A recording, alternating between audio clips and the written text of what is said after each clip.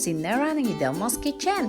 Ngayon naman ay magluluto tayo ng pambudget na may tipid tips pa. At ito ay ang tinapa na niluto sa talbos ng kamote. Ganon. Kaya kung bago ka sa channel na to, subscribe na, like and share, at pakihit mo na rin ang notification bell para updated ka sa mga susunod na videos ng Idelmo's Kitchen. Kaya naman, ito ang ating bawang, dinurog na bawang, at meron din tayong sibuyas, ang mabangong sibuyas, at ang ating mamula-mulang kamatis. Nandyan ang mamula-mulang kamatis, samahan natin ng tinapa, fresh na fresh, at ang ating talbos ng kamote.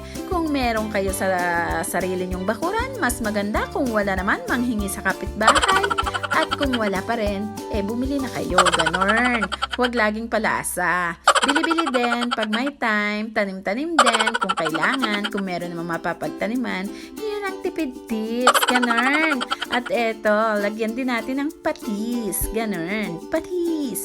At syempre, kailangan may mantika. Ilagay ang mantika sa pinainit na kawali at iprito ang ating masarap at mabango at bagong-bagong tinapa.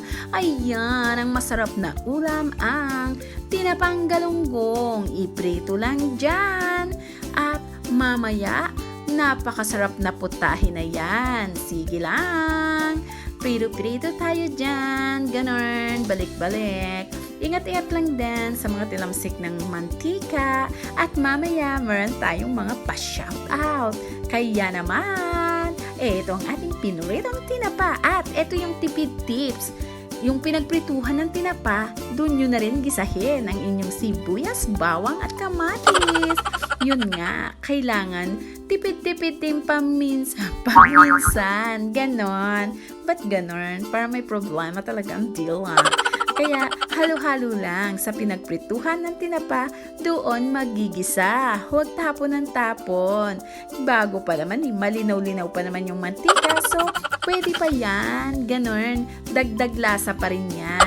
Nandiyan pa rin yung lasa ng tinapa. Kaya, ganon. Diyan na lang yung gisahin. Ganon. Tipid-tipid. Tipid-tipid din pag may time. Yes. Ayan. Haluin hanggang sa mamula-mula. Alam niyo naman, pag mamula-mula, talagang maganda na, masarap pa.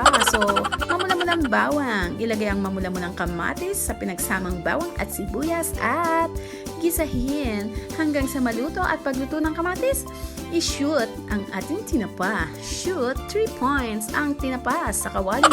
Ilagay lang dyan. At hayaan lang. Ganon. Lagyan ng tubig. Isa pang tipid tips. Kung gusto nyo talagang matipid na tipid, damihan nyo yung sabaw. Ganon. Yun ang tipid tips. Para sabaw pa lang, ulam na. Damihan ng sabaw. Ganon. Kaya naman, depende sa inyong panlasa. Kung talagang tipid na tipid ang hanap nyo, lagyan nyo ng 1 timbang tubig. Ganon. Kung gusto nyo naman ay lasa, konti lang ang sabaw, huwag masyadong marami. At ayan, patis.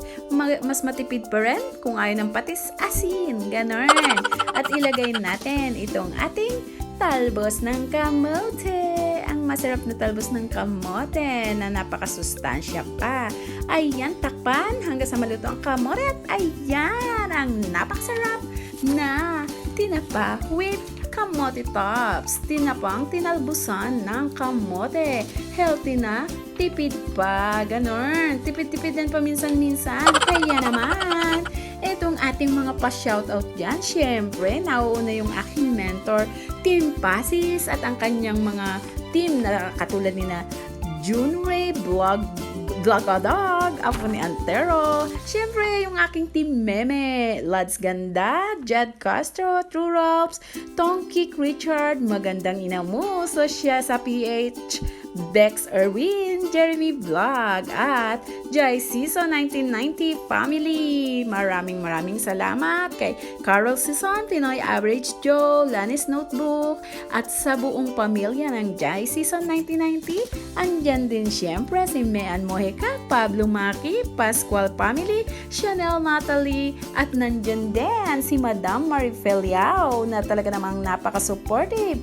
At lalo na si My So-Called Sweet Life na wala yatang video na pinapalampas. At syempre, mega love shoutout din sa Legendora team at maraming salamat po sa inyong lahat, sa inyong tulong, sa inyong suporta. Love you guys! At again, this is Bella, ang inyong kusinera ng Udelmo's Kitchen. Please like, share, and subscribe. At bye-bye! Mag-ingat po tayong lahat! At syempre, pahabol na mega loud shoutout kay Hugs and Kisses and Benji Pogi. Thank you so much, guys. Bye-bye!